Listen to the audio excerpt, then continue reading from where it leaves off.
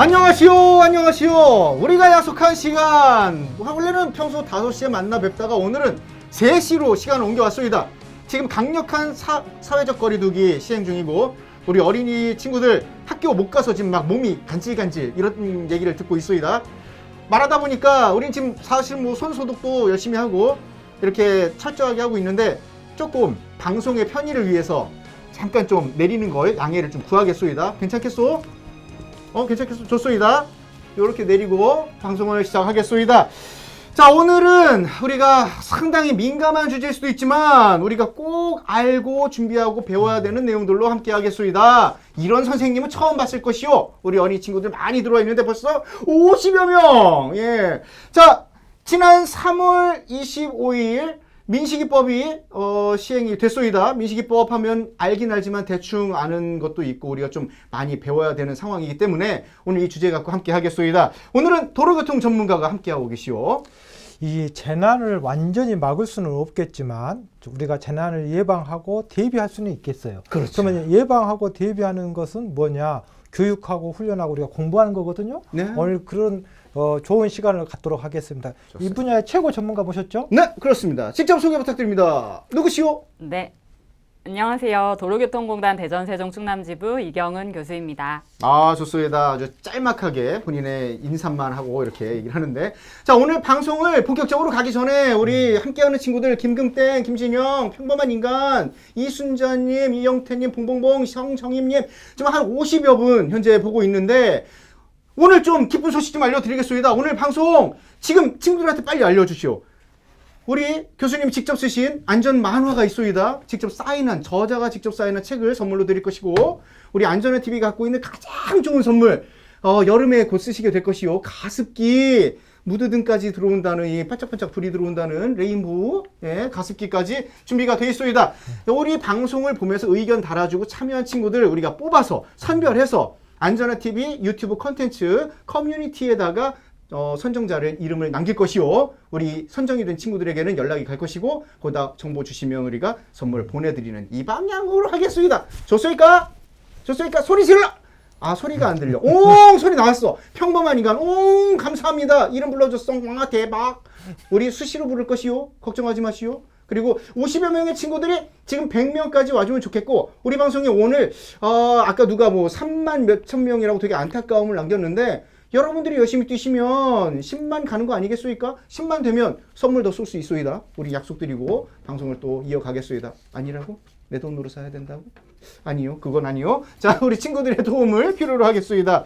먼저 오늘의 방송 본 내용으로 주제로 돌아가 보겠소이다. 민식이법이라는 이름으로 이 얘기를 하다 보니까 사실 되게 복잡한 내용이요. 도로교통법 개정안도 있고, 또 운전자들에 대한 어떤 특정범죄 가중처벌법이라는 얘기가 있는데 너무 어렵소이다. 이 교수님. 네. 어떤 내용이요?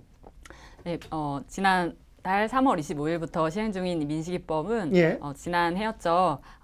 어린이 보호구역에서 한 아이가 안타깝게 맞아요. 사망하면서 네. 개정 시행된 법안인데요. 네. 2가지 안으로 구성이 되어 있습니다. 2가지 안. 네, 준비해주신 이 차트로 보시면은 첫 네. 번째가 도로교통법 개정안인데요.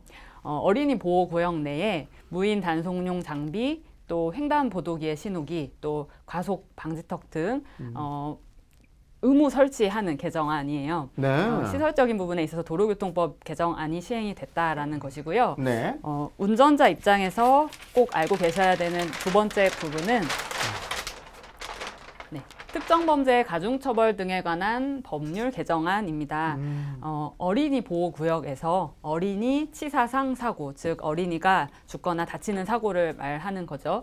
경우에 가중처벌하는 법안이에요. 네. 어린이가 사망한 경우, 사망에 이르게 한 경우라면 가해 운전자에게 무기징역 또는 3년 이상의 유기징역이 처벌되고요. 네. 어린이를 상해에 이르게 한 경우에는 1년 이상 15년 이하의 징역 또는 500만 원 이상 3천만 원 이하의 벌금형에 처하는 골자를 가지고 있는 법안입니다. 와, 네. 이런 일이 있으면 안 되는데. 이게 그렇죠? 이제 네. 굉장히 어렵게 느껴지지만 네. 저희들이 안전을 하려면 방지공학적으로 네, 두 가지예요. 크게 소프트웨어와 하드웨어인데 네. 하드웨어적으로 즉 시설을 어떻게 할 것이냐, 아. 개선해서 어떻게 안전하게 할 것이냐, 또 소프트웨어적으로 어떤 벌금이라든가 벌칙이라든가 네. 시민의 의식이나 어떤 이런 것들을 개선시켜서 하는 소프트웨어적인 방법이 있어요. 예. 그러니까 보이지 않는 것과 보이는 것으로 나눠지는데 그렇게 해서 그 방제 공학적으로 아마 법 개정이 된 것 같은데 그렇군요. 우리 어떻습니까? 특정 범죄 가중 처벌에 대한 운전자도 저도 운전을 하고 있습니다만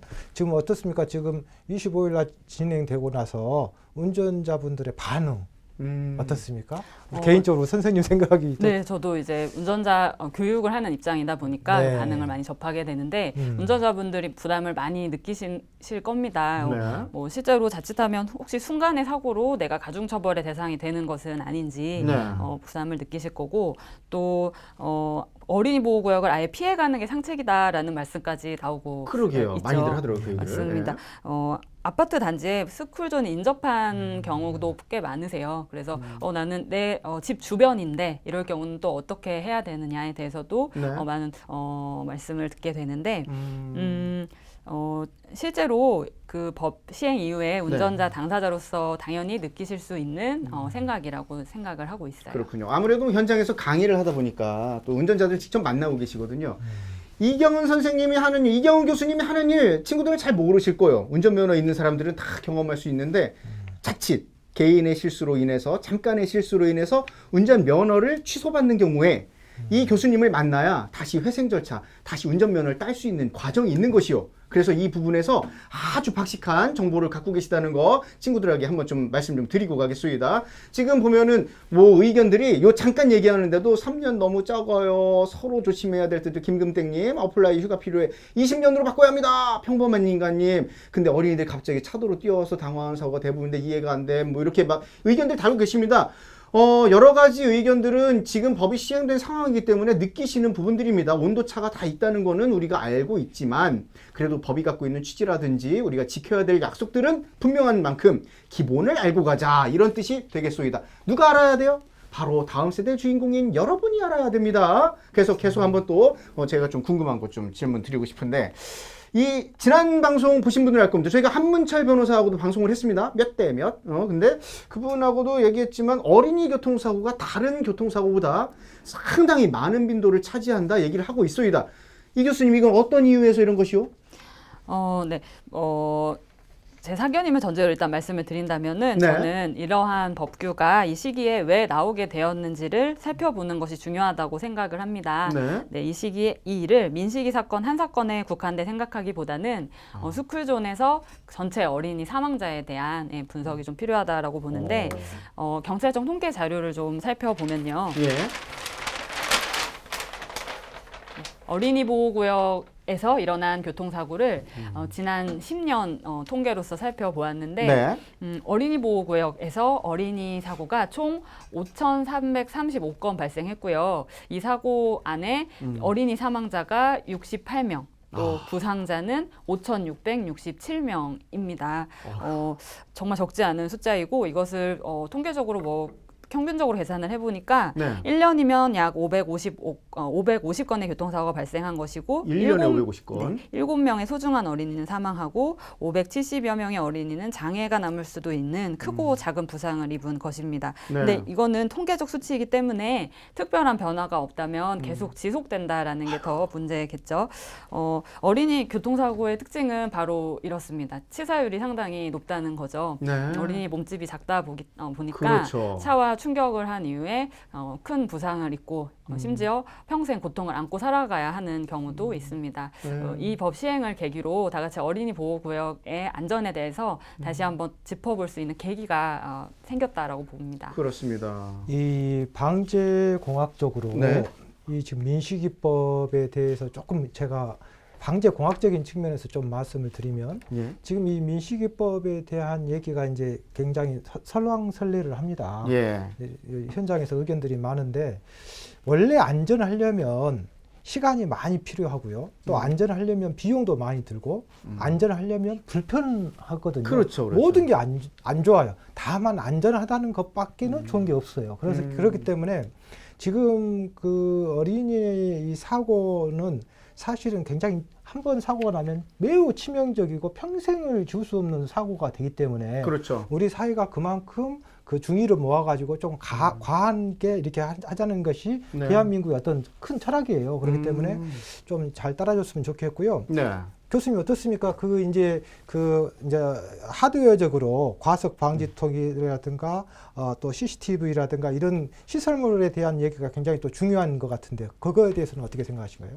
네, 맞습니다. 분명히 시설적으로 아이들을 보호할 수 있는 장비가 있다면은 늘려가야 할 것이고 이번에 앞서 말씀드린 도로교통법 개정안도 이것을 반영한 결과이죠. 예. 근데 여기서 멈추지 말고 더 하여야 한다라고 이제 봅니다.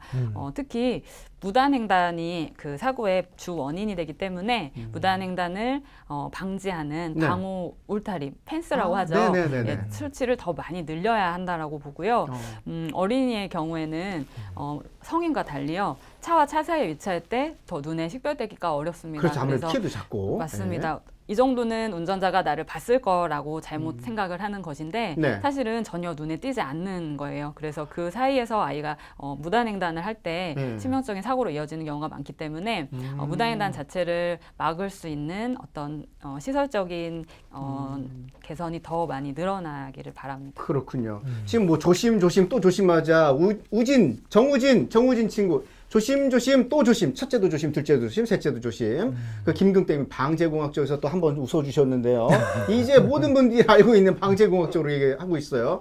윤호준 아빠, 와 피할 수가 없네요. 저런 사고는 뭐 이 영상이 좀 나갔었나 봅니다. 밑에 김석빈님 모두 조심하자. 김영경님 아이나 부모는 모두 처벌도 받지 않는다. 좀 뭔가 좀 불만이 좀 있으신가 봐요.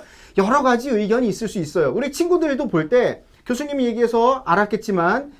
나를 차가 받겠지라는 생각도 하면 안 되는 거예요. 차가 못 볼 수도 있다는 생각을 하는 게 중요하고 운전자, 어른분들도 우리 아이가 알아서 피하겠지 하시면 안 돼요. 차를 운영하거나 내지는 함께 걸어가고 있는 보행자의 보호자 역할을 하고 계시다면 충분히 손도 잡고 안아주기도 하면서 위험한 상황을 조금씩 피해 가시는 게 이 법의 취지에 더하는 여러분들이 할 수 있는 또 하나의 맞아요. 실천법이라는 거예요. 지금 흔히 발생하는 사고 유형을 보면 이 아이들 자체가 보면은 갑자기 나온다 얘기들을 많이 합니다. 평균적으로. 그런데 아이들한테 스스로 챙기고 실천할 수 있는 보행 교육을 시키는 것도 상당히 중요하지 않을까 싶은데 뭐 외국 사례도 그렇고 우리도 그렇고 어떻게 하는 게 좀 좋을지 얘기를 해주면 좋겠어. 맞습니다. 어린이 보행 지도는 정말 무엇보다 중요합니다. 어린이가 안전한 보행을 할 수 있도록 네. 지도를 해주시고 동시에 그 어린이 보호구역을 이용하는 운전자분들이 법규를 준수하신다면 안전이 당연히 빛을 발하게 될 텐데 어느 한쪽도 빠질 수 없는 부분이라고 봅니다. 네. 그래서 해외 사례를 좀 살펴봤는데 스웨덴의 경우가 어린이 사고 건수가 참 아주 낮은 나라로 손을 꼽히는 안전한 나라인데 예. 스웨덴은 만 3세가 되면은 각 가정에요 어떤 소포꾸러미가 배달이 된다라고 그래요.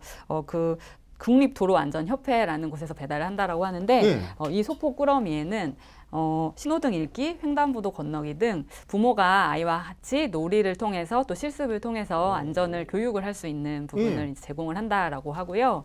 또 프랑스의 경우를 좀 살펴봤더니 네. 초등학교 입학 시에 교통안전교육을 수료했다는 인증서를 제출해야 한다라고 하고 네. 또 초등학교 입학하면은 일명 보행자 면허 취득에 도전을 하게 된다라고 그래요. 예, 아. 보행자 면허 우리에겐 참 생소한 용어인데 네. 횡단보도를 건너는 능력이 확인되면 면허증을 취득할 수 있는 다라고 하네요. 네, 그래서 어린이들에게 안전한 보행을 해야 한다라고 그냥 수식어로만 그치지 말고요. 네. 실제로 성인이 또 가정에서 사회에서 제도적으로 이 부분을 같이 지도하는 부분이 보완돼야 될 것 와, 같습니다. 저는 지금 잠깐 네. 교수님 말씀하신 네. 것 중에 아이디어 너무 좋은 게 그 도로안전협회, 국립도로안전협회 스웨덴 여기서 만 3살이 되면은 안전가방을 준다. 네, 이거 속도가 도착한다. 우리도 네. 이거 할 수 있는 거 아닐까 생각이 들어요.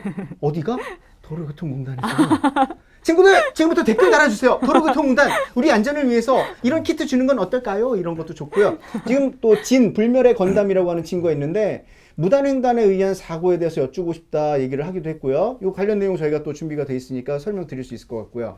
평범한 인간 저도 뛰다가 차에 치일 뻔한 적이 2번 정도 있어요. 흐덜덜 무서워요. 그리고 김금땡님, 착각은 사고로 이어질 수가 있어요. 지금 우리가 말씀드렸던 모든 내용에 대해서 이렇게 친구들도 또 어른들도 딱 이해를 하고 있는 거예요. 뭔가 이렇게 공감대는 있다는 거죠. 또 중요한 나라, 좀 안전한 나라를 거기 이민 갈까 뭐 이런 생각하는 친구들 지금 여기다 막 다 내용을 지금 달고 계시는데 어디로 가서가 아니라 우리가 스스로 준비하고 그런 사회를 만들어가는 것, 이게 더 중요한 거 아니겠습니까? 그렇소 안 그렇소? 제가 방재공학적인 좀 얘기 조금만 더 드릴게요. 예. 저는 이제 외국을 많이 저도 이 안전 공부하면서 다녀봤는데 우리나라처럼 좋은 나라가 없고요. 대한민국 만세! 저는 개인적으로 우리 교수님이 스웨덴과 그 프랑스 얘기를 했는데 저는 독일의 안전 얘기를 조금 드리고 싶은데 독일에서는 어린이의 안전 교육의 피교육생 교육을 받아야 할 사람은 어린이가 아니고 어른이라고 해서 어른들한테 안전 교육을 되게 많이 시킵니다. 더 철저하게. 왜냐하면 어린이들의 안전에 대한 의식이나 인식이나 사고가 결국은 그 거울이 되는 부모로부터 배우는 거거든요. 네. 그런데 우리나라는 부모들은 무단횡단하고 신호위반하면서 어린이한테는 제대로 하라고 하는 이상한 형국이거든요. 그러니까 어른들이 모범을 보여줘야 되거든요. 그렇죠. 그래서 저는 독일의 안전 교육이 상당히 우리가 본받아야 될 것 같고 또 두 번째는 독일에서는 이제 어린이들한테 그 행동 지침을 3가지를 줍니다. 네. 첫 번째는 횡단보도 같은 데서 첫 번째는 멈추어라. 멈춰라. 무조건 멈추어라. 두 번째는 운전기사와 운전하신 분과 아이 컨택을 해라. 쯔바이, 봐라. 네, 봐라. 세 번째는 이제 그 차량의 진행을 주시해라. 드라이, 주시해라. 네, 아인 쯔바이 드라이. 거기까지. 이열산, 아인 쯔바이 드라이. 네. 이지, 상당히 이사. 그런 교육이 일리가 있는 것 같아요. 맞습니다. 벤치마킹에서. 지금 저희가 말씀드렸던 가장 기본이에요. 서다, 보다, 건너다. 네. 이거랑 지금 일맥하는 겁니다. 그렇죠? 비슷한 거죠? 비슷하네요. 네. 그래서 아마 참 친구들이 뭐 답을 막 달아주고 있어요. 여러 가지 의견 많이 달아주고 계시는데, 대한민국 짝짝짝, 프랑스는 외국어, 배상호 친구, 아까 이런 얘기 안 썼는데, 배상호, 이 얘기했습니다. 오늘은 교통인데 옛날 컨셉인 것 같지? 옛날 컨셉 맞소? 교통 이야기 맞소? 잘 보고 있네. 네. 평범한 인간님, 도로교통공단 관리사님 보고 있습니까? 빨리 이분들이 법을 고치는 게 아니요. 평범한 인간 그렇게 생각하시면 안 돼요. 진해나님 때문에 지금 상당히 그건 난감해지실 사고가 것 있는 것 같은데 같습니다. 사고가 있는 것 같습니다. 지금 난감한 표정. 어떻게 이사장님께 편지라도 한번 좀 쓰는 걸로 저희가 발음을. 그 학부모님들께서 내 아이를 보호해야겠다는 마음 어떤 학부모님이 안 가지고 계시겠어요. 그렇죠. 그런데 그냥 막연하게 조심히 길을 건너라. 차 조심해라 라고만 이제 말씀을 하시기보다는 실습, 아이와 같이 실제로 길 데려가셔서 연습을 하시는 부분, 또 집 안에서도 그런 부분들이 같이 놀이를 하듯 자연스럽게 체득이 돼야 된다라는 게 방점인 것 같아요. 맞아요. 그래서 이제 그런 관심을 좀 가져주십사 해외 사례를 좀 말씀드려봤습니다. 그런 교육 도움은 도로교통공단을 통해서 받을 수가 있겠죠? 그럼요. 불러주신다라면 네. 뭐 언제든 학부모님 대상으로도 교육을 실제로 진행을 하고 있는데 학부모님들께서 교육을 받으시면은 여러 교육 대상들 참 많이 뵙게 되는데 제일 사실 정말 손에 꼽힐 정도로 반응이 제일 좋으세요. 왜냐면 그 본인의 안전 문제라고 생각하시보다는 내 아이의 안전 문제라고 생각하시기 때문에 이 교육을 더 집중하시고 말씀 하나하나에 귀 기울이시고 보여드리는 사고 사례 하나하나를 하나도 놓치지 않고 적으시고 사진을 찍고 하신 분들이 정말 많으신 게 당장 아이에게 적용해서 알려주시려고 아이를 지도해 주려고 이런 분들이 정말 눈이 반짝반짝하게 한 분도 빠짐없이 앉아 계시는 곳이 학부모님들 교육할 그래요? 때예요. 예. 지금 보면 여기 아까 어플라이 휴가 필요해. 학교에서 제대로 교육을 해야 하셨는데 학교는 당연히 교육하고 있고요. 부모님들이 좀 더 나서시면은 이렇게 좋은 안전 교육이 이루어질 수 있다는 거 지금 이경은 교수를 통해서 우리가 직접 감독 관할된 얘기를 좀 들어볼 수가 있었습니다. 운전이 조심 또 조심해야 되잖아요, 교수님. 맞습니다. 결국에 최후의 보루는 운전자가 법규를 준수하고 안전하게 운전하는 것이죠. 어린이 주의 의무를 지킨다라면 어린 사고는 당연히 줄어들 거예요. 그럼에도 정말 어쩔 수 없는 돌발적인 상황에 대해서 운전자가 모든 것을 다 주의할 수 있느냐라는 이제 말씀이 나오고 그래서 말씀드린 제도 시행에 대해서 부담을 느끼시는 경우가 있을 텐데요. 분명히 우리가 어린이 보호구역의 안전에 이렇게 큰 관심을 가지는데 공을 세웠다는 것은 분명한 것 같습니다. 그렇습니다. 우리 훈장님. 갑자기 제가 질문 하나 하고 싶어요. 이런 거 싫어합니다. 갑자기 질문하지 마시고. 나 나갈 것이요. 저번 그 네. 우리 방송 때 네. 김여건 네. TV랑 같이 콜라보레이션 그렇죠. 했잖아요. 와, 그때 너무 좋았어요. 예. 안전한 운전을 하려면은 저만의 노하우가 있다고 했잖아요. 네네. 기억나신가요? 이렇게 심하게 빨리 출발해도 되나 싶을 정도로. 오늘 몇 시간 전에 저 출발하셨다고요? 1시간 전에 도착했잖아요. 원래 안전을 하려면 네. 진짜 빨리 출발해야 돼요. 그러면 부처님 운전이 되고 시간이 촉박해가지고 운전하다 보면 건달 운전이 되는 거거든요. 그러니까 여유 있게 출발을 하면 정말 그 신호도 지키게 되고 여유가 있고 네. 정말 좋아. 세상이 좋습니다. 다 다시 보이거든요. 나 지금 부처님하고 건달 갑자기 훅 넘어가셔가지고 밑에다 자막 하나. 본 의견은 안전한 TV의 의견과는 사뭇 다른. 네. 그러나 취지는 충분히 이해하셨을 겁니다. 예. 여유 있게 미리 계획하고 움직여라. 네. 그러면 사고를 줄일 수 있다. 이 취지에서 김혁건 방송 김혁건 아시죠? 가수 김혁건 모르십니까? 저번 방송 아 이런 큰일 났네. 질문 안 드렸어야 되는 거 질문 드렸습니다. 우리 친구들 김혁건 아십니까? 가수 김혁건 모르겠으면 지난 방송을 보세요. 안전한 TV의 지난주 거예요. 지난주 방송. 오케이 좋아요. 자 배미옥님 여유 갖고 해야 된다. 우리 아이도 내가 직접 이렇게 어른들이 좀 가르쳐야겠다 이런 얘기를 또 달아주셨는데요. 좋습니다. 그리고 김금땡님 예방이 중요하다 얘기하셨고요. 빵다님 진짜 그런 것 같아요. 급하면 과속하게 된다.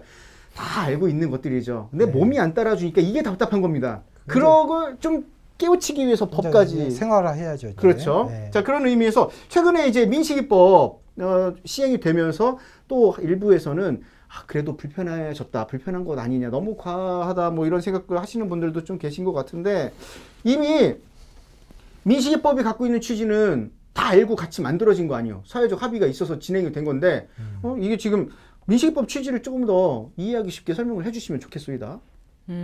뭐 저도 이제 뭐 교육을 하는 입장에서 또 운전자의 한 사람으로서 뭐 제 사견이라고 볼 수 있는데 네. 결국에 당면 과제는 결국에는 어린이 사고를 줄여야 하는 것입니다. 어린이 보호 구역 이 이름의 값어치가 살아나야 하는 것이고 어린이 사고가 실제로 어린 보호구역에서 많이 일어난 최근 10년의 통계를 봤을 때에 이것에 대한 관심은 당연히 필요한 일일 텐데 운전자 입장에서 가중처벌에 대해서 불안한 건 당연한 것이라고 생각을 해요. 자, 그렇다면 그거에 대한 해결 방안을 다시 처음으로 돌아가자. 네, 어떻게 생각하세요? 만약에 그럼 다시 처음으로 돌아가도 괜찮을까요? 아, 그러고 싶지는 않죠. 그렇죠. 또 불안해하시는 의견의 반대편에 또 일부 의견일지라도 또 우리 아이들의 안전을 지키는 쪽에 안정을 느끼시는 분들도 또 계시거든요.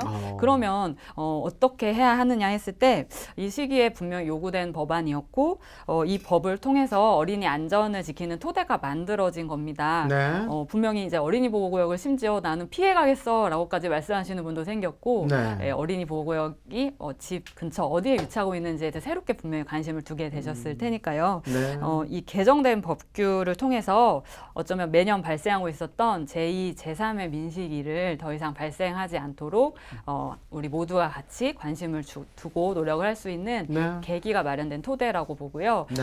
가중처벌에 대한 부분에 대해서 혹시 세부 지침이 추가될 수도 있을 거라고 보고 또 운전자와 어린이 모두가 어린이 보호구역의 어린이 교통안전에 대해서 이 공감을 가지게 되는 이 계기, 이 시작점이 되었다고 보는데 이 법의 개정이 끝이라고 보시기보다는 어린이 안전에 대해서 새롭게 시작하는 계기로 봐주신다라면 좋을 것 같습니다. 네, 좋습니다. 네. 역시 우리 교수님은 오늘 그냥 방제공학적으로 여러 가지 아이디어를 좀 실어주시는 것 같아서 우리 친구들이 교수님 잘 모르죠? 어린이들 친구들. 모를까봐 저희가 준비한 책을 알려드립니다. 네. 안전사회, 품격 있는 안전사회 여기 안에 캐릭터가 있습니다. 교수님이 한 분 등장해요. 같이 나오시는데 직접 책을 쓰셨고요. 책에 그림을 넣어서 우리 친구들이 안전교육을 받거나 미리 안전에 대한 이해를 돕기 위한 책을 쓰신 교수님이고 광주대학교 지금 교수님으로 계셔요. 그래서 오늘 방제공학적으로 여러 가지 아이디어를 계속 주실 거니까 방제공학적으로 오늘 총 몇 번 나온지 세어서 써주는 친구에게는 이 책을 한 권을 저희가 또 드릴 거예요. 오케이. 좋습니다. 유씨님 계속 일 열심히 답글 달아주고 계시고요. 배상호님, 뭐 여러 가지 또 형 얘기까지 하고 계시는데 여기 형이 오시면 좋겠어요. 김석빈님도 그 여러 가지 긍정적인 답글을 계속 달아주고 계시고요. 자, 민식이법에 대해서 어린이들도 잘 이해가 안 될 거라 생각하셨지만 지금 이경은 교수님이 설명해 주셨어요. 이제 우리가 모두 출발할 수 있는 첫 단추 기준을 하나 만들어 놓은 것이니까 여기서 조금씩 더 보완하고 확산시켜 나가면 된다. 이렇게 얘기해 주시면 좋겠어요. 어머니, 아버지, 그리고 네. 선생님들도 마찬가지로 기용해 주시면 좋겠습니다. 약속? 나만? 아니죠. 같이 한 거예요. 네. 네. 그 교수님 조금 전에도 말씀 주셨지만 이제 저희들이 안전을 하려면은 소프트웨어, 하드웨어가 같이 가야 된다고 했잖아요. 그 하드웨어적인 측면, 시설적인 측면에서 조금 정부가 빨리 구축해야 될 것이 뭐가 있을까요? 사실 시설적 전문가분들이 워낙 더 많이 잘 네. 알고 계시는 부분이어서 네. 제가 사실 말씀을 드리긴 조심스럽지만 분명히 운전자 입장에서요. 과속 방지턱이 보이고 또 무인 단속 장비, 가속 카메라라고 부르시죠. 아, 그렇죠. 눈에 띄면 어떻게 하십니까? 저는 확 줄입니다. 바라면 안 되는데. 브레이크로 발이 우리 자연스럽게 옮겨지잖아요. 그렇죠. 분명히 사고 예방에 효과가 있을 겁니다. 어린이들의 안전을 위해서 분명히 의미 있는 노력의 일환일 텐데 네. 이것만으로는 불충분하죠. 네. 예, 말씀하신 대로 하드웨어 그리고 소프트웨어 두 개가 필요할 텐데 네. 교통사고 발생 요인을 세 가지로 구분해서 볼 수 있습니다. 네. 세 가지로요. 도로 환경적 요인, 네. 또 차량적 요인, 인적 요인인데요. 전체 사고 대비 90% 이상은 결국에는 인적 요인으로 그렇습니다. 일어나고 있습니다. 아. 그러니까 결국 시설도 받아들이는 운전자의 몫이 중요하다라는 것입니다. 네. 그러니까 만약에 우리가 스쿨존 내 과속 방지턱이나 무인 단속 장비를 보고 어린이 사고 위험성을 인지하고 또 운전자가 어린이 보호하는 쪽으로 생각한다라면 이제 기분 좋게 지킬 텐데 네. 이게 그냥 취지를 공감하지 못하고 본다라면 귀찮은 구조물이 되는 거고 아, 단속 카메라도 그냥 살짝 속도 줄였다가 네, 눈 통과하시면 가려주는 눈을 속이기 위한 네, 일종의 장애물로 인식이 돼버리는 거죠. 아. 네, 그러니까 도로 환경적 요인 개선하는 것도 분명히 의미가 있고 꼭 네. 필요한 작업이지만 우선 순위를 두자면은 결국은 인적 요인 개선이 시급하다고 생각합니다. 네, 네, 스쿨존, 어린이 보호 이 교통 문화가 정착이 된다면 네. 좋은 시설물들도 그 빛을 발하게 되는 거라고 생각합니다. 아, 좋은 얘기 해주셨어요. 이게 지금 사실은요. 네. 지금 교수님 말씀에 제가 200% 공감이 되는 게 이게 이제 실제로 사망자들을 분석을 해보면 네. 뭐 CCTV라든가 방지턱이라든가 어떤 시설적인 하드웨어의 문제가 아니라 이 소위 얘기해서 우리가 스스로 네. 과속을 하고 그 다음에 신호 위반을 하고 네. 이 무단 횡단을 하고 소위 얘기해서 우리의 어떤 인문학적인 어떤 소프트웨어의 문제가 있는 거죠. 예. 쉽게 설명해서 단지 내에 서행을 해야 되는데 서행을 하지 않으니까 과속 방지턱을 만들었지만 네. 그 과속 방지턱만 천천히 가지 다시 또 속도를 과속을 내는 해버리고 거죠. 그렇죠, 그렇죠. 그 다음에 그 아파트 단지 내 사각에서 또 확 과속을 그냥 하고 꺾어버리는 거죠. 거기서 예. 애들이 갑자기 돌발이 생겨서 하는 거기 때문에 아파트 단지에서는 위험하니까 서행을 해 이렇게 심하게 서행해도 되나 싶을 정도로 네. 서행을 해주면은 그런 시설물이 필요가 없는 거잖아요. 사실 그렇죠. 그렇습니다. 그래서 참 우리 교수님 말씀 너무 잘해 주신 것 같아요. 야, 두 분 그냥 공학적으로 뭔가 콜라보가 되시는 것 같아요. 도로교통 공학적으로, 네. 방제 공학적으로. 네. 중요한 건 핵심 멘트는 다 나온 것 같아요. 네. 예, 우리가 좀 편리하게 나를 생각하고 움직이다 보니까 네. 급하게 하다 보니까 사고들이 일어나는 건데 나를 생각한다면은 조금 더 나에 대해서 알릴 수 있는 안전할 어떤 조건을 만들 수 있는 그런 환경을 만들어 가야 된다는 게 더 중요하다 생각이 네. 드는 거고요. 자, 그래서 올해 초에 초등학교 입구에 왜 등하교 길이 없는 학교들에 통학로를 만들어주고 이런 사업도 있었거든요. 그리고 그 옐로우 카펫이라고 해서 횡단보도 입구 쪽에다가 그 사거리 교차로 쪽에다가 노란색으로 아이들이 설 수 있게 해놓은 장치. 아까 교수님도 말씀하신 건데 이런 장치들이 결과적으로 큰 도움을 줄 수 있다 생각을 하시는 거죠? 그러한 것을 기대하고 설치하는 시설물들이죠. 네네네. 뭐 옐로 카펫도 이렇게 말씀해 주셨고 네. 또 노란 발자국도 있고요. 또 실제로 고원식 횡단보도라고 해서 횡단보도 직전에 속도 줄이게 유도하는 이런 형태도 있고 예. 또 말씀드렸던 과속 방지턱도 있을 거고 이렇게 다양한 시설물들이 있을 텐데 네. 이번에 이제 이렇게 가중처벌법 시행 이후에 운전자분들께서도 이 통학로를 한번 다시 보시게 되셨을 거예요. 그래서 다른 구역과는 다른 이런 네. 눈에 띄는 구조물에 대해서 아마 관심을 가지게 되셨을 것 같은데 그렇죠. 이런 의미를 가지고 있다라는 것도 한번 짚어보시고 또 네. 무엇보다 그 시설물을 이용할 어린이분들 지금 네. 방송을 또 많은 분들이 보고 계신 걸로 알고 있는데 네. 그것이 내 안전을 위해서 이제 설치되었다고 할 때 그것을 안전한 쪽으로 이용을 해주셔야 되겠죠. 네. 그래서 모두가 이제 다시 한번 새롭게 그것을 관찰하고 네. 또 이용하셔야 될 때인 것 같습니다. 그렇습니다. 그 화면 잠깐 한번 우리 보여주실래요? 방금 그 옐로우 카펫 만드는 모습이요. 방금 예. 전 영상. 네. 우리 이경원 선생님 교수님. 이게 이제 네. 실제로 이게 굉장히 이게 사실은 우리나라 도입된 게 2014년도에 도입됐거든요. 처음 도입된 예. 게 2014년이에요. 예, 이게 이제 사실은 교통안전공학적이고 뭔가 방지안전공학적으로 접근된 게 아니고 도시재생 프로그램에서 이게 처음 시작된 거예요. 이게. 아, 조금 미관을 개선한다든지 그렇습니다. 그 뭐 구도심 활성화라든가 도시재생 프로그램 하다가 저게 하나의 된 건데 아이템이었군요. 예. 저게 이제 긍정적인 것도 있지만 네. 약간 이제 또 반대쪽에서는 어떤 얘기가 나오냐면 교통공학적으로 보면 우리가 우측 보행이잖아요. 횡단보도 그렇죠. 같은 경우에. 네. 그런데 이게 이제 저게 옐로우 카펫에서 하다 보면 우측이 아니고 왜 좌측에도 있는 경우도 있고 그러면은 사실은 어린이들이 우측에서 기다리고 있다가 가줘야 되는데 네. 좌측에서 그대로 갔다 보면 더 위험할 수도 있고 그다음에 저게 이제 비용이 한 개소당 한 600만 원씩 드는데 금액을 이렇게 구체적으로 알고 계십니까? 예, 평균 600만 원 정도 듭니다. 근데 이제 이게 보통 한 3개월에서 6개월 되면 이제 네. 이게 탈색도 되고 노후화가 돼버리거든요. 그럼 유지 관리비도 굉장히 많이 들고 그래서 투자 대비 이게 과연 효과가 있는 거냐 없는 거냐에 대해서 우리 지금 안전하신 분들이 굉장히 지금 갑론을박이 있는 것이 사실입니다. 네. 그런 현장 얘기는 조금 그러면 아셔야 될 것 같아요. 방제공학적으로 그걸 하는 게 옳습니까? 안 하는 게 옳습니까? 저는 그것보다도 그런 것을 아예 안 하는 것보다는 네네. 하는 게 좋은데 예. 저게 이제 효과가 뭐냐면 운전자들한테 워닝을 주는 거거든요. 색을 주의 줘가지고 조심하시오. 이제 안전공학적으로 이제 수동적인 방법인데 직접적인 방법보다는 이제 수동적인 방법인데 운전자분들의 어떤 의식이나 인식이나 이런 교육을 방금 우리 교수님이 강의하시는 저런 곳에서 네. 안전에 대한 의식 인식을 많이 바꿔주는 또 대한민국 전체 국민들이 네. 교통 질서를 지키는 그날까지 저희들이 계속 교육을 해야 되고 이런 네네. 방송을 해야 될 것 같아요. 아, 그렇군요. 네. 우리가 뭐 옐로라고 했습니까? 옐로우 오케이. 오. 예. 지금 어떤 친구가 그랬어요. 우리 학교 주변은 옐로 카펫 없다. 우리 학교에. 아, 이분이 옐로라고 써놨더니 누가 옐로 아니고 옐로라고 고쳐주신 분 선생님인가 보죠? 네.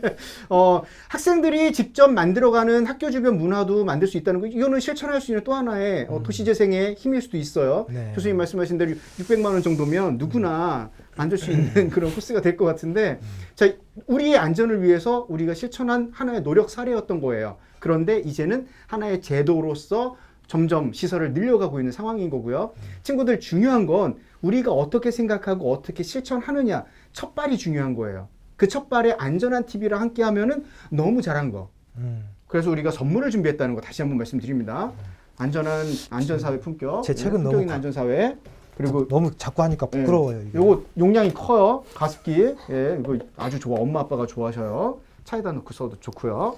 자, 이런 여러 가지 이야기를 함께 하고 있습니다. 어린이 보호구역에서 사고는 상당히 다양한 형태로 일어나고 있습니다. 저희가 콜라보했던 한문철 TV 영상을 보셔도 아시겠고요. 주변에 있는 여러 가지 블랙박스 영상들 또 신고 영상들을 보게 되면은 정말 이렇게까지 이런 상황에 사고가 일어나는구나 싶을 정도로 새롭고 놀랄만한 사고들이 계속 일어나고 있는데 어린이 보호구역에서 일어나는 안전사고 영상들 쭉 보면서 계속 한번 얘기를 좀 풀어가겠습니다. 조금 좀 오늘도 과하게 좀 무서운 거 있나요? 아마도 저희가 좀 미리 좀 안내를 해드릴게요. 네. 지금 저희 안전한 TV에서 여러분께 제공되는 영상은요, 다소 과하다 싶은 영상들이 있습니다. 이렇게 보여드리는 이유는 지금 부모님들이 좀 지도 편달해 주시면 좋겠는데요. 선생님들도 저희가 숨기지 않고 이렇게 진행될 수 있는 사고라는 걸 인지시켜 드리기 위해서야. 알아야 예방할 수 있는 교육 효과가 있답니다. 그런데 너무 과해서 숨기다 보면 그 뒤에 대한 상상, 내가 옳지 못하게 행동해도 별거 아니겠지라는 생각을 할 수 있을까 봐 저희 안전한 TV는 교육적 목적으로 여러분께 교육기관을 통해서 이렇게 안전에 예방의 목적을 두고 영상을 좀 다소 과한 영상입니다만 보여드리고 있다는 점 미리 양해의 말씀과 함께 이해를 좀 돕고자 설명을 좀 드릴 거예요. 지금부터 나오는 영상들 보면서 아빠 운전하지 마, 엄마 운전하지 마 이런 친구들이 있을 수도 있어요. 운전하지 마가 아니고요. 우리가 조심할 수 있어야 되는 거예요. 알겠죠? 그러니까 지금부터 준비된 영상 계속 나갈 거고요. 우리는 관련된 내용들을 한번 또 계속 이어가 보겠습니다. 지금 많은 친구들이 좀 보고 있어요. 정우진님, 이거 꽃이에요? 이 꽃을 보내주셨어요. 고마워요. 또 미경님, 당첨되면 좋겠네요. 저희 미션이 있었죠? 방재공학적으로 교수님이 말씀하신 거 총 몇 건인지 세셔야 돼요. 네, 그리고 이 방송 고맙습니다라고 배미용님 아까 어머니 같으신데 계속 얘기해 주셨고요. 선생님 아니실까요? 선생님이실까요? 네. 네. 틀어주세요. 봐야 합니다. 중간중간에 보고 싶다 얘기도 해주시고 빵단님, 김효준님 역시 안전한 TV 교육도 생각하는군. 척척척 해주셨습니다. 네, 김금땜이 맞아요. 알아야 예방되죠. 항상 조심. 안전벨트도 잘 매야 되겠다. 뭐 여러 가지 얘기를 해주셨어요. 감사합니다. 계속 달아주세요. 궁금한 거 있으면 질문도 남겨주세요. 우리 학교는 이런 거 왜 안 보여주세요? 그러면 안전한 TV를 보시라고 답을 드릴게요. 좋습니다. 네, 그럼 한번 영상 네. 계속 보면서 얘기해보죠. 네, 이게 다소 어려운 얘기가 있을 수도 있습니다만, 네, 우리 친구들 조심해달라는 얘기, 또 운전자분들, 특히 운전자분들이 주의, 또 주의, 관찰, 또 관찰, 서행, 또 서행하셔야 되는 거예요. 어린이 보호구역의 사고는 다양한 형태로 일어나고 있다는 거. 아이들 입장에서 도로는요, 도로이기도 하지만 놀이공간으로 생각이 되는 경우가 많습니다. 그렇기 때문에 우리가 생각지도 못했던 돌발의 경우의 사고들이 상당히 많이 일어나고 있다는 거를 네. 좀 이해해 주시면 좋겠어요. 조심합시다. 네. 그렇죠. 네. 예, 교수님 이런 그 사고를 보니까 특정한 시간대라든가 유형이 있을 것 같은데 어떠신가요? 네. 어린이 보호구역에서 발생하는 사고는 네. 최근 10년간 통계를 봤을 때요. 네. 5,400여 건에 달한다라고 이제 아까 말씀을 네. 드렸는데 네. 그러면 언제 주로 사고가 발생하는지 사고 발생 시간대를 좀 보면요. 주요 시간대. 우리 친구들은 이런 거 잘 모르죠. 이거 궤도라고 하는 거, 궤도. 네. 어린이 보호구역 사고 발생 주요 시간대가 오후 2시에서 4시가 가장 많습니다. 학교 시간이죠. 네, 그 시간이. 1순위 가장 많이 일어나는 시간이 2시에서 4시고요. 두 번째로 비율이 높은 시간대가 4시부터 6시예요. 그러니까 결국에는 말씀하신 대로 학교 시간에 좀 집중되어 있는 경향이 있는데 네. 결국에 그 달을 또 보면은 3월이나 5월에 또 집중이 되는 경향이 있어요. 그러니까 3월에서 5월에. 네, 겨울방학이 끝나고 이제 개학을 해서 네. 학교에 등원 한 경우, 등교한 경우 학교 시간에 주로 사고가 많이 발생했다고 볼 수 있는데 예. 지금은 아직 개학 시기가 오지 못했지만 그렇죠. 차후에 개학 시기가 다가온다면 특히 관심을 많이 두셔야 되는 시기가 시간대로 보자면 오후 2시에서 6시 그러니까 학교 시간대를 좀 집중하실 필요가 있어요. 네.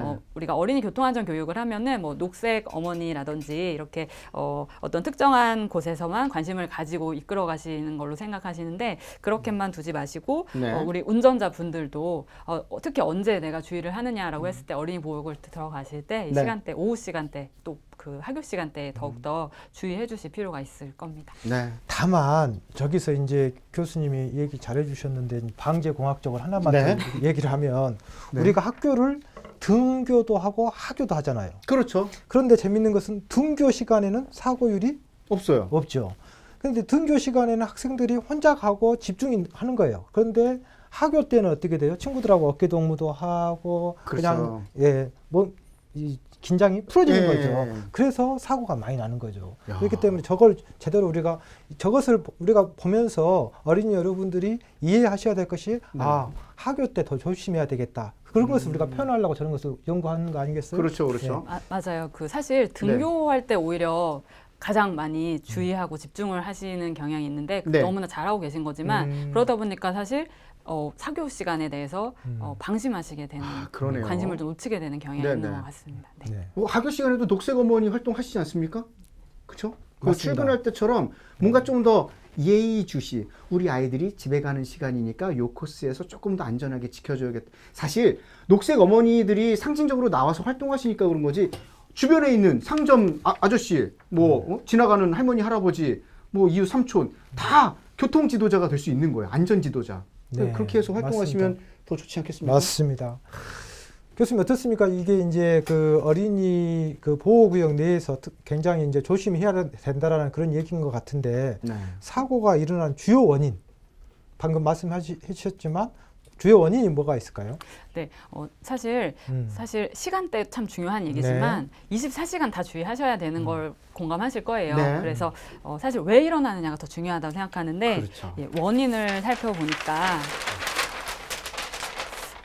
최근 10년간 통계를 보아도 예, 어린이 보호구역 사고 발생의 주요 원인은 결국 횡단 중에 어린이 횡단 중에 사고가 발생한 유형인데 네. 위반으로는 운전자의 보행자 보호 의무 위반이 가장 많은 비율을 차지하고 있어요. 보행자를 보호해야 되는 의무가 운전자한테 있다 이거죠? 그렇죠. 이것은 어린이 보호구역뿐만이 아니라 모든 도로에서 운전자가 가지고 있는 의무예요. 보행자 보호 의무 위반은 네. 횡단보도 위에 횡단 중인 보행자가 있을 때는 횡단보도에 이르기 전에 정지선이 있다면 정지선 전에 멈춰야 한다라는 조항이거든요. 근데 보행자를 보호하는 의무를 오히려 어린이 보호 구역에서 이제 놓치고 있는 그렇게 사고가 많이 일어나는데 예. 종합해서 보시면은 결국에는 어린이가 횡단 중에 길을 건너는 중에 이 어린이를 보행자 보호 의무 다하지 못하고 네. 운전자가 충격을 하는 이런 유형의 사고가 대다수를 차지하고 있어요. 그렇군요.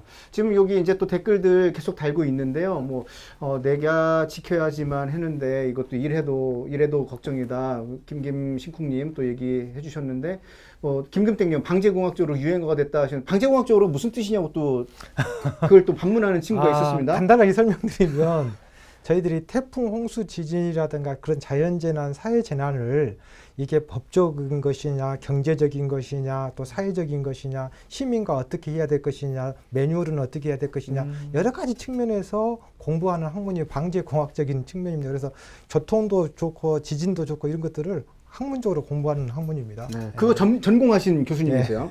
이 방재공학을 공부하고 싶으면 광주대학교 한번 문의해 주시면 좋겠습니다. 꿈을 키워가세요. 네. 지금 오늘 방송은요, 어린이 친구들 함께하고 있습니다. 코로나19로 인해서 지금 학교 개학이 지연이 되고 있고요. 그리고 좀 더 강력한 사회적 거리두기가 실천되고 있습니다. 그래서 여러 학교 선생님들이 모여서 온라인 콘텐츠도 만들고 계시고 그 내용에 안전 콘텐츠를 넣어서 강의도 하고 계시는데 저희가 오늘 이 방송도 함께 연계해서 방송을 하고 있다는 것 좀 알아주시면 좋겠고요. 자, 우리 학생들, 우리 사실 뭐 안전 수칙을 저마다 자기 방식으로 이해해서 알고는 있을 텐데요. 이경훈 교수님 오셨으니까 우리 어린 학생들이 지켜야 될 교통안전수칙 간단하게 좀 정리 좀 해주시죠.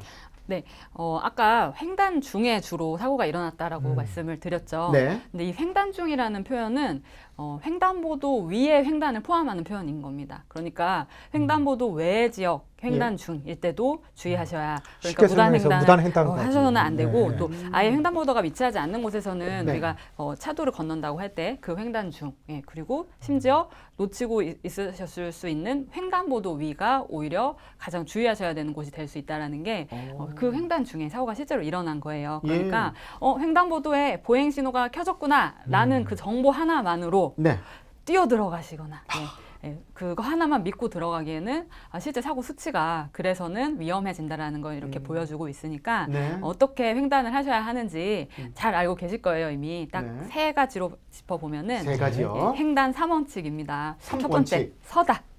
멈추셔야 돼요. 바로 횡단보도에 뛰어들 때 사고가 갑자기 뛰어나오는 어린이 보행자 그리고 차 운전자 이렇게 사고가 나는 형태이기 때문에 횡단보도 보행 신호가 심지어 켜졌을지라도요. 일단은 횡단보도 앞에는 서는 겁니다. 무조건 도로를 서고요. 보면은 서라. 멈춰라. 맞습니다. 일단 선다. 그리고 두 번째가 본다예요. 내가 횡단보도에 보행신호 켜진 걸 봤는데 그냥 들어가야지가 아니라 혹시 차가 오지는 않는지 운전자와 혹시 눈을 마주할 수 있다면 가장 좋겠죠. 운전자가 나를 봤는지 이 부분에 대해서 충분히 확인을 하시고 그리고 마지막 세 번째가 걷다. 뛰다가 아닙니다. 걷다. 그러니까 이제 확인 다 했으니까 빨리 가야지 하고 뛰면 또 뛰는 원인이 또 사고 원인이 커요. 그래서 뛰지 마시고 걸어서 천천히 걸어서 계속 횡단 중에도요. 계속해서 확인을 하시면서 그렇게 해주신다면 서다 보다 걷다. 사실 어린이분들뿐만이 아니라 지금 시청하고 계시는 학부모분들 또 교사분들이 먼저 이 모습을 보여주시면은 또 모범이 돼주신다라면 우리 모두가 가져야 하는 안전한 보행 수칙 수칙이라고 볼 수 있습니다. 그렇군요. 교수님, 근데 이제 제가 조금만 더 살을 보태서 질문 하나 더 궁금한 게 있어요. 이제 우리가 장애를 갖고 있는 경우의 친구들도 있잖아요. 물론 혼자 다니진 않겠지만 주변에 같이 도움을 주시는 분들이 이 역할을 대신해 주시면 좀 좋겠죠. 그럼요. 뭐 보행을 하시는 데 있어서 우리 두 발로도 보행한다라고 하지만은 네. 보행보조용 의자차라는 게 도로교통법에도 명시가 되어 있어요. 네. 아, 의자차 그 전동 휠체어라고 우리가 맞습니다. 얘기하는 전동 예. 휠체어, 전동 스쿠터 네. 등을 포함을 하는 이야기일 텐데 다시 보셔야 되는 게 보행보조용 의자차다 보니까 이거는 차인가? 자동차와 같은 지위인가? 인데 그렇지 않고 네. 보행보조용 이라는 곳에 주안점을 두실 때 네네. 보행자로서 이분들을 이제 보시는 거예요. 네. 그러니까 그 보행보조용 의자차를 통해서 이동하시는 분들도 보행자로서 네. 안전을 주의하시면서 건너야 할 것이고 운전자들은 보행자 보호 의무를 반드시 지켜야 하셔야 되는 할 거고. 것이고요. 네, 또 서로 도움이 필요한, 도와야 하는 경우라면은 네. 당연히 서로 배려하면서 보행하시는 게 가장 좋은 형태겠죠. 네. 이게 이제 저희들이 안전을 공부하는 지금 네. 오늘 교통안전을 공부하고 있는데 그렇죠. 우리가 지금 계속해서 우리가 안전한 TV에서 계속 여러 가지 안전 유형별로 지금 공부를 하고 있잖아요. 네. 안전을 공부하는 궁극적인 이유가 뭘까요? 왜 우리가 안전해야 되고 왜 공부를 해야 될까요? 터부로 행복하기 위해서 함께 엄마 아빠랑 더 어, 즐겁게 이게 이제 좋은 걸 경험하기 위해서.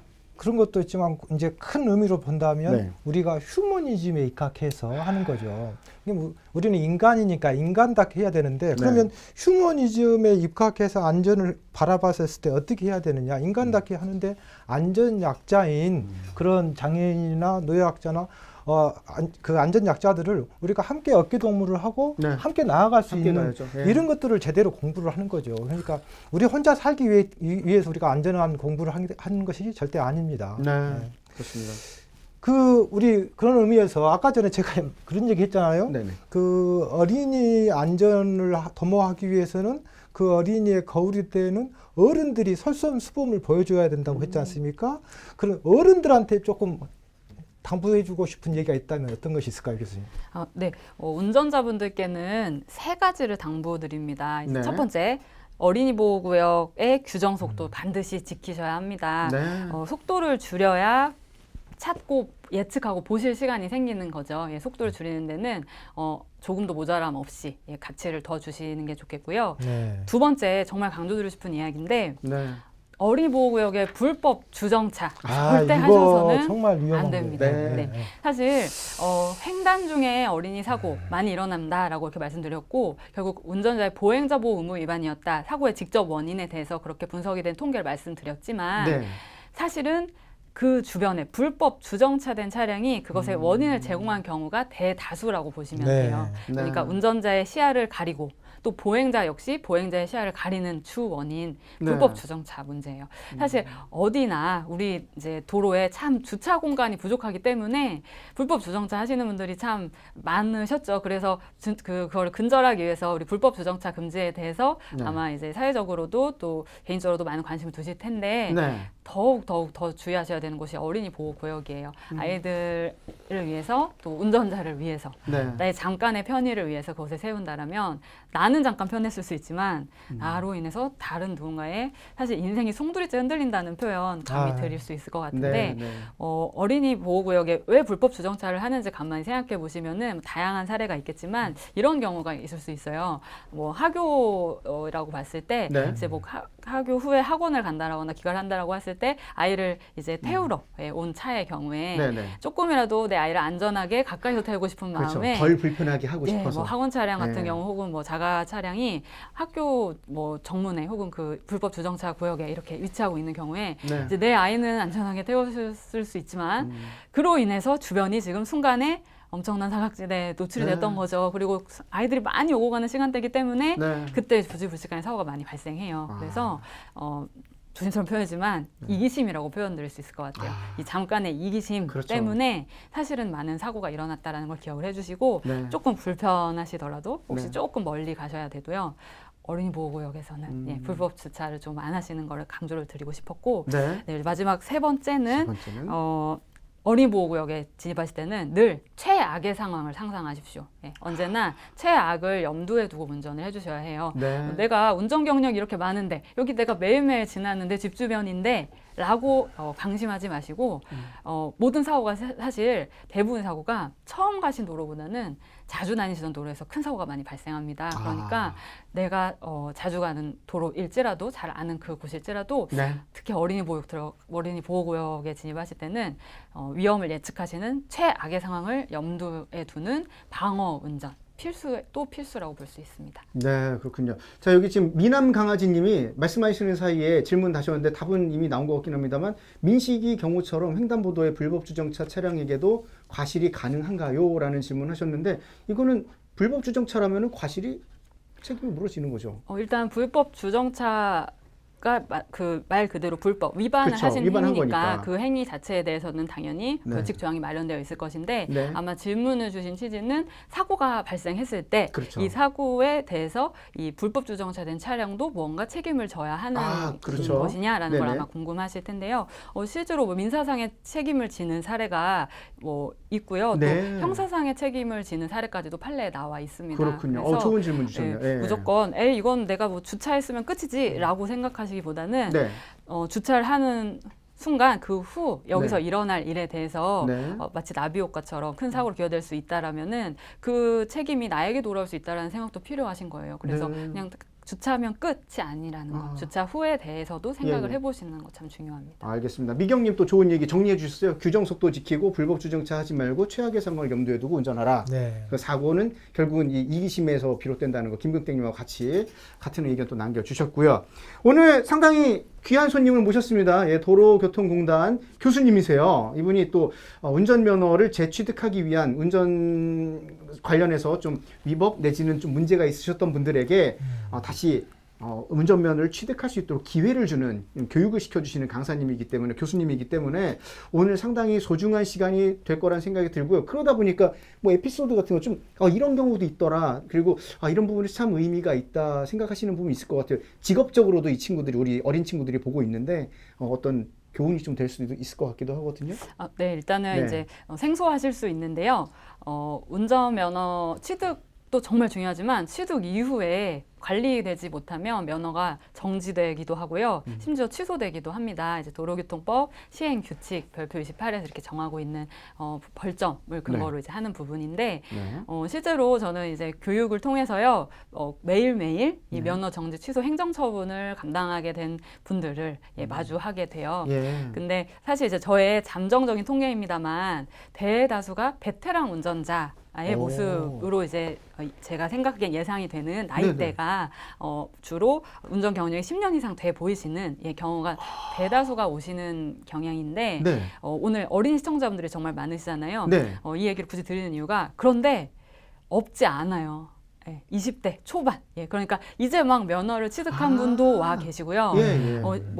원동기장치 자전거 면허 같은 경우는 만 16세 이상부터 취득할 수 있어서 오토바이 얘기하는 거 오토바이. 그쵸, 일명 예. 스쿠터라고 하죠. 125cc 이하의 원동기 단차의 경우는 청소년분들도 취득을 할 수 있는 면허예요. 근데 그 경우에 이제 위반이 심지어 사고까지 이뤄서 오시는 경우가 정말 없지 않습니다. 그러니까 어떤 말씀 드리고 싶은 거냐면 사실 베테랑 운전자분들께서는 운전 습관이 원인이 된 어떤 손해로 오시는 경우가 대다수세요. 네. 근데 이렇게 면허 취득 기간이 오래지 않은 나이가 비교적 어린 청소년 혹은 20대 초반에 위치한 분들 네. 좀 상담을 해보면은 어떤 습관의 문제라기보다는 운전에 대해서 어떤 바른 생각을 가지고 계시지 않는 상태. 그러니까 쉽게 너무나 쉽게 이것을 마치 그러니까 운전 면허증이 왜 자격증이 아니라 면허증일까라는 생각을 제가 해본 적이 있었어요. 왜 자격증이 아니라 면허증일까라고 했을 때 자격은 어떤 지식을 갖추면 누구나 취득할 수 있는 형태라면은 운전 면허증은 소양이 필요한 부분이라고 생각을 하거든요. 그러니까 운전자로서 소양. 내가 운전대를 잡는 순간 나의 안전, 내가 동승한 사람들의 안전, 또 나와 마주할 수많은 운전자 혹은 보행자들의 안전을 내 손, 내가 밟는 페달에 달렸다라는 연결고리적으로 생각을 해야 되는데. 맞습니다. 운전자로서의 어떤 무거운 책임감, 그 의무, 그러한 운전자 소양이 꼭 필요한데요. 그래서 이제 모두 운전하실 거라고 생각을 해요. 새로 이제 청소년 시기가 지나고 혹은 이제 청소년 시기 중에라도 운전면허를 취득하실 수 있을 텐데 단지 자격증을 취득하시지 이걸 따는 것이 문제가 아니고요. 네. 취득한 이후에 이 운전면허를 소지한 운전자로서 네. 잘 관리를 해주시고 도로에 참여를 해주시기를 네. 당부드리고 싶습니다. 네, 좋습니다. 네. 그 최근에 고령 운전자 문제도 조금 사회에 좀 많이 올라오고 있어요. 그렇죠. 네. 고령 운전자에 대해서 한 말씀 해주시죠.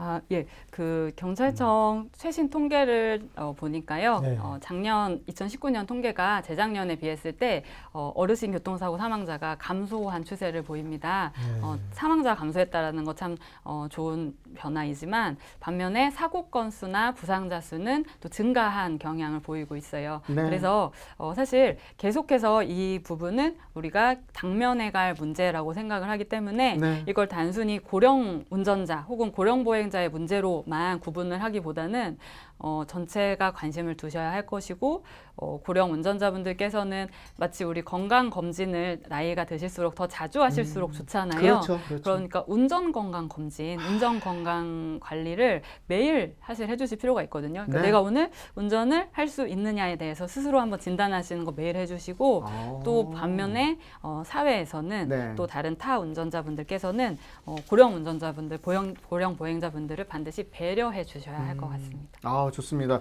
오늘 뭐 특별한 분이 나오셔서 교통에 대한 여러 가지 이야기를 하다 보니까 교통 안전의 품격이 조금 올라간 듯 느낌이 오는데 여러분들은 어떻소?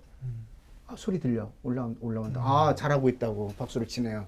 좋습니다. 이제 앞으로도 우리가 여러분들이 오늘 이 방송을 다시 돌려보면서 엄마 아빠 못 보셨으면 한번 보세요 해서 보여드리면서 뭔가 좀 안전한 교통 문화를 지켜가는 첫 출발점이 오늘부터 만들어지지 않았나 생각을 좀 해보게 돼요. 이런 상황에서 교수님이 그래도 마무리로 좀 더 당부 말씀 이렇게 합시다라는 얘기 해주시면 안부남 훈장이 말하는 것보다 더 설득력 있지 않겠소이까? 선생님의 교수님의 말씀으로 가름하겠소이다. 네, 아프리카 속담에요. 아이 한 명이 자라는 데는 온 마을 전체가 필요하다라는 말이 있다고 합니다. 한 명 한 명의 어린이가 안전하게 자라나서 멋진 어른이 되어서 각자의 꿈 마음껏 펼치고 즐겁게 지낼 수 있는 그러한 토대가 마련되려면 어린이 지금 이 시기에 모두가 관심을 가지고 가정에서도 학교에서도 또 사회에서도 어린이를 보호하는 것 너무나 중요한 부분이라는 생각이 들어요. 이를 위해서 저는 딱 두 가지만 강조드리면 여유와 배려 이 두 가지 기억을 꼭 해주셨으면 좋겠습니다. 바삐, 조급히 가실 때 주로 큰 사고 많이 발생하죠. 여유 있게 배려 있게 운전해 주시는 게 혹시 조금 늦더라도요 가장 행복하게 운전하시는 길이세요. 보행도 마찬가지예요. 여유 있게 배려하면서 행복한 보행을 해 주셨으면 좋겠습니다. 네, 좋습니다. 오늘 또 함께 해주신 우리 친구분들 많아요. 미경님, 어플라이 휴가 필요해님, 요시님, 우진정님, 정우진님이겠죠? 예, 김예준님, 김석빈님, 배상호님, 뭐 빵다님 계속 글 남겨주고 계셨고요. 중간에 초반에 대시하다가 좀 이렇게 댓글 못 다신 친구들도 있는데 현재 70분 이상이 함께 해주셨어요. 오늘 안전의 품격은 어린이들의 학교 개학 시간이 늦어지면서 저희가 늦춰지면서 특별 생방송 시간을 편성한 거예요. 원래는 매주 수요일 5시에 하기로 했었는데 오늘은 우리 친구들의 참여를 조금 더 도움을 좀 받고자 3시에 방송을 시작했고요. 다음 주는 다시 5시에 할 겁니다. 네, 또 바뀌게 되면 알려드릴게요. 그리고 다음 주는 미세먼지를 내용을 가지고 여러분을 한번 찾아뵐까 합니다. 좋은 의견 있으시면 글 남겨주시고요. 좋은 방송 아이디어 남겨주세요. 오늘 함께 하면서 여러분이 우리의 식구가 된 거예요. 안전한 TV와 함께하는 우리 어린이 친구분들 그리고 선생님들의 역할 또 기대해 보도록 하겠습니다. 오늘 안전한 TV 컨텐츠 다시 보기 가능하고요. 여러분들 그 당첨자는요 저희가 안전한 TV 컨텐츠 커뮤니티에다가 올려놓을 거예요. 그러면 올려놓으신 당첨된 걸 확인하시면요 바로 저희가 선물 보내드릴 거니까 안전 사회 그리고 가습기 기다려주시면 좋겠습니다. 오늘 안전의 품격 준비한 내용은 여기까지입니다. 준비 네. 많이 했는데 다 못 전해드린 것 같아서 아쉽긴 합니다만 계속 함께 할 거니까 지켜주실 거죠? 봐주실 거죠? 소리? 오케이, 좋아요. 자, 다음 주 미세먼지를 주제로 다시 찾아뵙겠습니다. 여기서 인사드립니다. 품격 있는 안전사회를 위하여! 와! 안녕! 안전 또 안전. 조심. 조심.